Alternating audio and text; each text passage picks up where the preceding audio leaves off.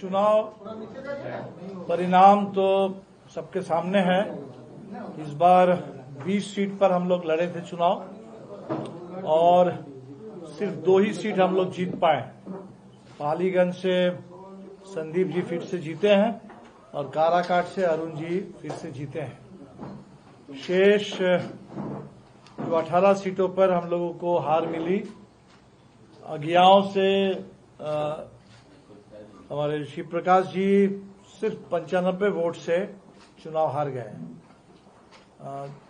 दिव्या जी यहाँ शहर में थी, दीघा, यहाँ भी हम लोग हारे हैं और शेष सभी सीटों पर हम लोगों को हार मिली। तो आज हम लोग पूरे जो भी हमारे चुनाव में उम्मीदवार थे सभी साथियों के साथ अभी हम लोग की बैठक चल रही है। तो हम लोग 18 तारीख से 24 तारीख तक एक सप्ताह हमारे सभी जीते हुए हारे हुए तमाम उम्मीदवार जनता के बीच में होंगे। 18 से 20 एक सघन जन संपर्क जन संवाद अभियान 18 से 24 एक सप्ताह का हमारा होगा। और जिन्होंने इस पूरे दौर में जिन लोगों ने भरोसा किया हमारे ऊपर, वोट किया, उनका आभार। बाकी भी जहां वोट नहीं भी मिला उनसे भी हम लोग सुनना समझना चाहेंगे। और कुल मिलाकर के जो बिहार में परिणाम आया, इस परिणाम के बारे में भी लोग क्या सोच रहे हैं, समझ रहे हैं, इस पर भी जनता से हम लोग संवाद करेंगे। और इसके बाद 28 से 30 नवंबर 3 दिन पार्टी की केंद्रीय कमेटी की बैठक होगी पटना में और 1 दिसंबर को राज्य कमेटी की बैठक होगी। तो आगे ये बैठकों का सिलसिला चलेगा। जहां तक हमारे एक तरीके से इनिशियल आप कहेंगे कि चुनाव परिणाम को लेकर के, तो हमें तो बिल्कुल ये ऐसे परिणाम की उम्मीद नहीं थी, बिल्कुल उम्मीद से परे और काफी हद तक समझ से भी परे। इस परिणाम को समझना भी बहुत कठिन है। तो इसलिए हमने कहा कि unnatural, unexpected and unnatural outcome. अब कुछ चीजें हैं जो साफ चुनाव के दौर में भी दिखी है और अभी भी समझ में आ रही है, दिख रही है। एक तो जाहिर सी बात है एसआईआर ने बड़े तौर पर पहली बार देश में एक ऐसा चुनाव हुआ जहां चुनाव से ठीक पहले एक एसआईआर के जरिए पूरे मतदाता सूची को उसमें संशोधन किया गया। मैंने एक तरीके से नए सिरे से मतदाता सूची तैयार की गई और जिसके चलते करीब 70 लाख लोगों के नाम कटे और बहुत सारे लोग जो वोट डालने के लिए जब पहुंचे बूथ में तब लोगों को पता चला, समझ में आया कि नाम नहीं है। तो 70 लाख लोगों का नाम किसी एक चुनाव में कट जाना ये कोई मामूली बात तो है नहीं। और जो नाम जुड़े भी हैं वो भी करीब शुरू में मेरे ख्याल से 22 लाख नाम जुड़े थे और फिर एसआईआर हो जाने के बाद एकदम चुनाव से पहले 10-15 दिन के बीच में फिर करीब 3.5-4 लाख लोगों के नाम जुड़े। तो ये सब कुछ काफी चौंकाने वाला और तो इसका एक असर तो दिखा पूरे चुनाव में। दूसरा, जिस तरीके से पैसे चुनाव से ठीक पहले, तब तक चुनाव की घोषणा नहीं हुई जब तक सरकार ने अपनी सारी योजनाओं के बारे में अचानक घोषणा नहीं कर रही। और चुनाव होगा ठीक पहले ये घोषणा होगी कि 10,000 रुपये हर जीविका से जुड़े महिलाओं के खाते में दिया जाएगा और वो पैसा चलता रहा। इधर चुनाव भी हो रहा था और पैसे भी बांटे जा रहे थे। ये भी गजब किस्म का प्रयोग है। पूरे हिंदुस्तान के लोकतंत्र में, चुनाव के इतिहास में ऐसा कोई उदाहरण इससे पहले नहीं रहा। और ऐसा अगर आगे भी होता रहेगा तो कोई भी सरकार जो एक बार अगर सत्ता में बैठ जाए, अगर उसको खुली छूट रहे कि चुनाव से पहले आप कोई भी योजना लाइए पैसे बांटते रहिए, तब तो इस देश में चुनाव का भी कितना क्या मतलब रह जाएगा, ये सोचने वाली बात है। तो हम लोग इस पर भी जरूर सोचेंगे कि भाई ये जो प्रयोग किया गया, तो बिहार से तो इस प्रयोग की शुरुआत हुई और इसके देखा देखी ये प्रयोग तो और आगे बढ़ेगा और ऐसा ही प्रयोग होता रहेगा तो चुनाव में लोग क्या कर पाएंगे। जिसको कहा जाता है लेवल प्लेइंग फील्ड, एक कहीं सत्ता में बैठ करके कुछ कर रहे हैं और बाकी लोग विपक्ष में हैं, तो विपक्ष वाले क्या कर लेंगे जब सत्ता में बैठ करके 30,000 करोड़ बांटने की 3 करोड़ या 4 करोड़ लोगों के बीच में 30 दिन के अंदर इतने पैसे बांटने की खुली छूट होगी, तब क्या होगा। इसीलिए ये सब बातें बिल्कुल अपनी जगह पर है। फिर भी हमने देखा कि हमें वोटों में हमारी कोई गिरावट नहीं है। हम लोगों को 14 लाख से ज्यादा कुछ वोट मिले, लेकिन जो हमारा सिस्टम है, इस सिस्टम में वोट और सीट में अक्सर कोई आपको सीधा रिश्ता ही नहीं दिखेगा। तो इस जो फर्स्ट द पोस्ट सिस्टम है, इस सिस्टम की ये विडंबना है, इसकी अपनी विसंगति है कि कभी आप कम वोट ला करके भी ज्यादा सीट जीत जाते हैं और कभी ज्यादा वोट ला करके भी आप सीट हार जाते हैं। तो ये हुआ पूरे बिहार में, सब लोग देख रहे हैं। राष्ट्रीय जनता दल के पास सबसे ज्यादा वोट शेयर है 23%, लेकिन सीटें हैं सिर्फ 25, और हमारे पास भी 3% करीब वोट है, लेकिन सीट जो है वो 10%, एक तरीके से बहुत कम सीट हमको मिली। मैंने 243 में 2, मतलब उसको कितना कहेंगे, 1% से भी कम, 2.4 1% होता है। तो हमें 3% वोट है और 1% के इर्द सीट है। तो ये जो वोट और सीट में कोई करस्पॉन्डेंस तो नहीं है, ये तो पूरे सिस्टम में ही नहीं है। जो ओवरऑल चुनाव परिणाम, हमने इसीलिए इसको अननेचुरल कहा कि जो हम लोग देख रहे थे चुनाव के दौर में भी या चुनाव से पहले, उससे कहीं ये मेल नहीं खाता। ये लगभग 2010 का जो चुनाव परिणाम था उसकी पुनरावृत्ति हुई है। फर्क इतना है कि 2010 में ये गठबंधन नहीं था जो इस बार था।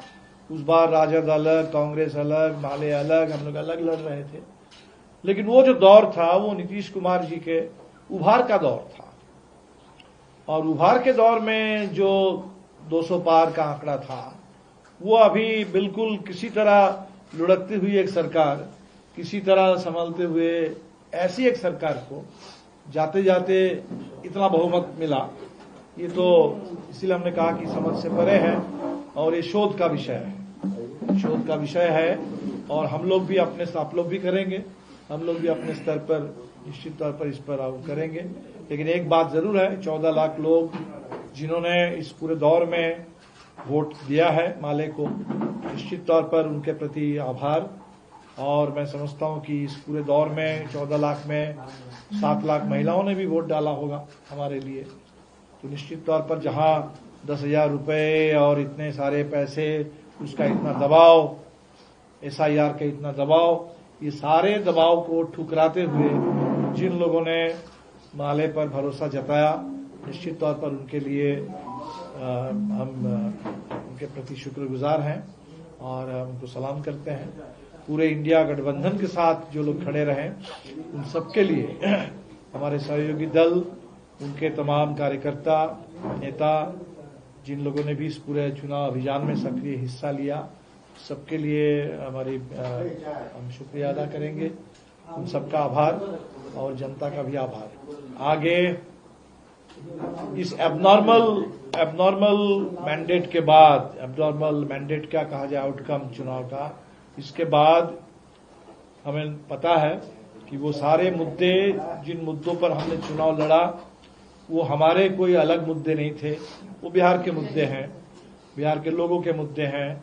नौजवानों के रोजगार का सवाल हो, जमीन का सवाल हो, आवास का सवाल हो, शिक्षा का सवाल हो, स्वास्थ्य का सवाल हो, सुरक्षित रोजगार, सम्मानजनक जीने लायक वेतन, पूरे बिहार में बढ़े हुए दलित उत्पीड़न, महिलाओं के ऊपर होने वाली हिंसा, यहाँ अल्पसंख्यक समुदाय के ऊपर बढ़ रहे हमले, ये तमाम जो बिहार की स्थिति है, इस पर हम लोग तो आंदोलन की पार्टी है, न्याय की पार्टी है, हर अत्याचार के खिलाफ, अन्याय के खिलाफ लड़ने वाली पार्टी है।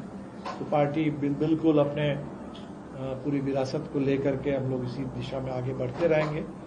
और इंडिया गठबंधन, हमें लगता है कि इस चुनाव में जरूर एक जो जिस तरीके का सेटबैक मिला, तो बावजूद इसके पूरे देश की नजर थी बिहार पर। लोग काफी दुखी हैं बिहार के इस चुनाव परिणाम से, लेकिन चिंतित भी है और इससे सजगता भी बढ़ी है। अभी हमको लगातार तमिलनाडु से, बंगाल से लोग फोन कर रहे हैं कि भाई वहां भी तो अब एसआईआर आने वाला है, तो एसआईआर के खिलाफ हम लोग भी लड़ेंगे। और आप लोगों से भी समझना चाहते हैं कि कैसे बिहार ने एसआईआर का मुकाबला किया। तो ये पूरा एजेंडा मेरे ख्याल से देश का एजेंडा बनते जा रहा है, बनेगा।